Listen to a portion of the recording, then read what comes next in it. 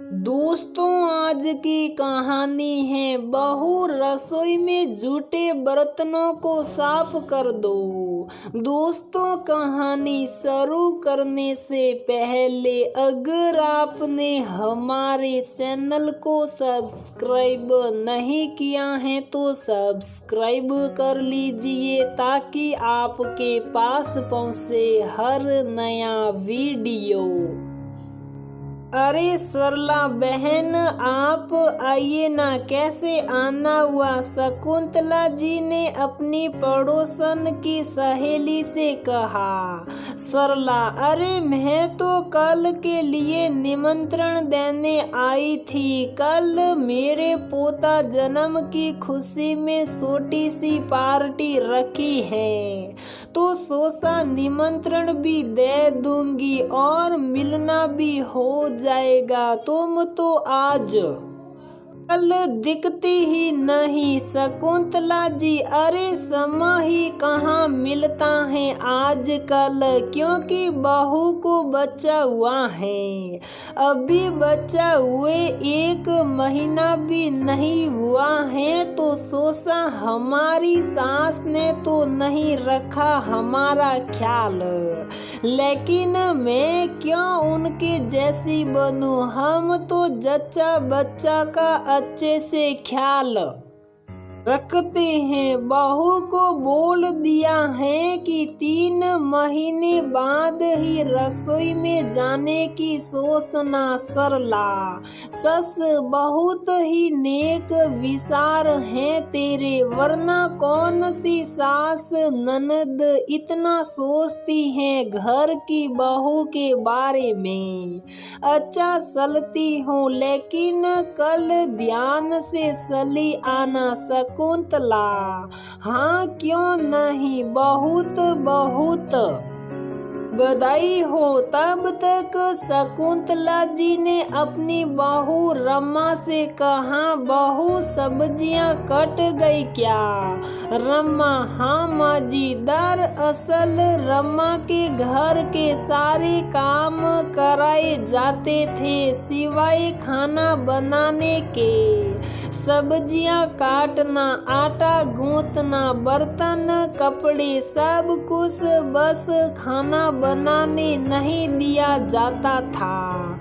इस बात से रमा का मन झुंझला जाता कि कहने को तो मैं कोई काम नहीं करती, लेकिन सारे काम कराए जाते हैं, जिसकी वजह से उसका खाना पीना भी ढंग से नहीं हो पाता था। उसी दिन रमा दोपहर में जूठे बर्तनों का ढेर लिए सारे बर्तन साफ कर रही थी और कमरे में उसका बेटा उठकर जोर जोर से रोने लगा। इधर सास ननद साथ बैठकर दोपहर में टीवी देख रही थी। भाग्यवश उस दिन रमा के पति अमन ऑफिस से जल्दी घर आ गए।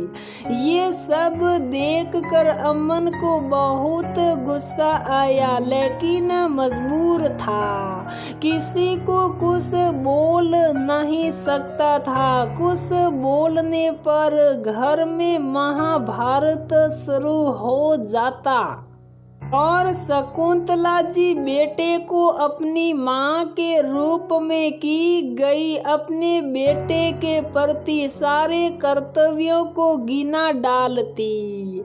अमन ने बेटे को गोद में लिया और रमा से कहा, तुम जल्दी से काम खत्म करके आओ। रमा सास ननद के व्यवहार से दुखी तो रहती, लेकिन उसे इस बात की खुशी रहती थी कि कम से कम उसके पति का साथ उसके साथ था। तब तक सिर परिचित अंदाज में शकुंतला जी ने कहा, अरे बेटा, तू कब आया? ये क्या बहू, तुम मेरे पोते का ख्याल भी नहीं रख पाती।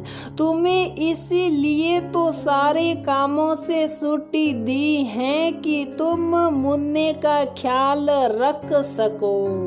रमा अमन सब कुछ सुप आप सुनते रहे। सस दोनों जानते थे लेकिन सस बोल नहीं सकते थे। अगले दिन अमन ने कहा, रमा तुम तैयार हो जाओ। रमा, लेकिन कहाँ जाएंगे हम? अमन, याद नहीं, अस्पताल चलना है हमें। रमा, लेकिन अभी तो मुझे काम है।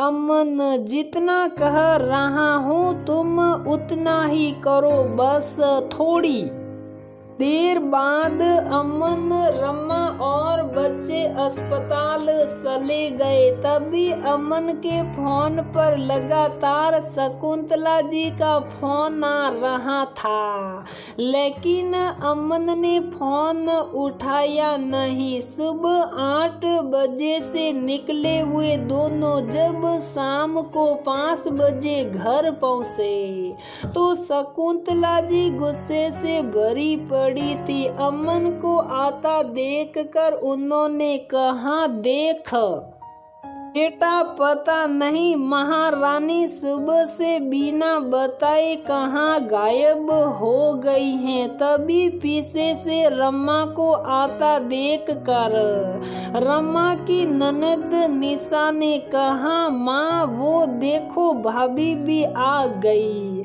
शकुंतला आ गई महारानी, ये भी नहीं सोचा कि बताकर जाए। सारा काम घर में पड़ा हुआ है।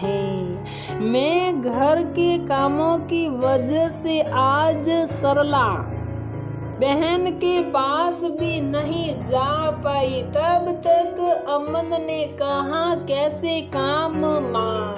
रमा को तो आपने 3 महीने आराम करने के लिए कहा है। आपने ही तो कल कहा था।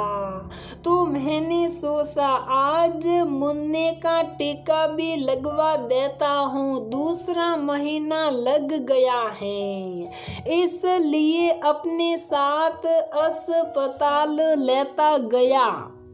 रमा ने घर की चारों तरफ नजरें दौड़ाई तो देखा कि रसोई में जूठे बर्तनों का अंबार लगा हुआ है।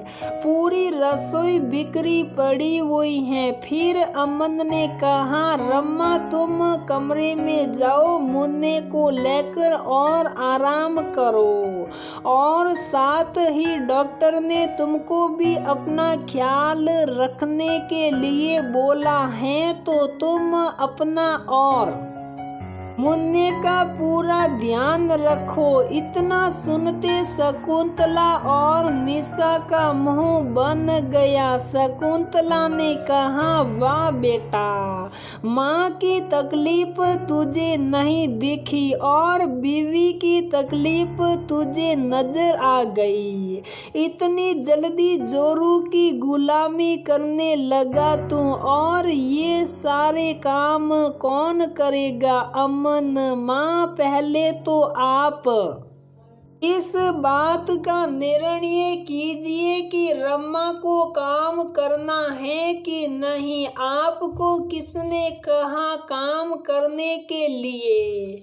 मैंने तो पहले ही कहा था कि एक नौकर लगा देते हैं, लेकिन आपको ही मंजूर नहीं था। और अब मैं जोरू का गुलाम कहाँ से हो गया? मैंने तो वही कहा रमा से जो आप कहती हैं कि बहू तुम तो बस आराम करो। माँ, अगर मेरा कर्तव्य आपके और इस घर के प्रति है तो अपने बेटे और अपने का ख्याल रखना भी मेरा ही कर्तव्य है। आज एक दिन आधा अधूरा काम करके आपको गुस्सा आ गया। आप रमा से सिर्फ खाना नहीं बनवाती हैं, बाकी घर के पूरे काम कराती हैं। फिर भला ये कैसा आराम हुआ जिसकी वजह से रमा का खाना भी खाना नहीं हो पाता, और जब रमा खाएगी नहीं तो स्वस्थ कैसे रखेगी खुद को भी और बच्चे को भी। मैं सब कुछ अपनी आँखों से देख रहा हूँ कि कौन कितना काम करता है और कौन कितना आराम करता है, और शायद अब ये सच आपको भी अच्छे से पता हो गया। महज कुछ घंटों में ही मैंने एक काम वाली को बोल दिया है जो अभी थोड़ी देर में आती होगी। आज से घर के झाड़ू पोछा बर्तन के काम वही करेगी, बाकी आपको जो ठीक लगे वो काम कीजिए वरना मत कीजिए, कहकर अमन वहां से चला गया। और शकुंतला जी मुंह फुलाए बेटी के संग रूम में जा बैठी। तो दोस्तों, हमारी ये कहानी यहीं पर समाप्त होती है। अगर आपको हमारी ये कहानी पसंद आती है तो प्लीज वीडियो को लाइक करें, शेयर करें और हमारे चैनल को सब्सक्राइब जरूर करें।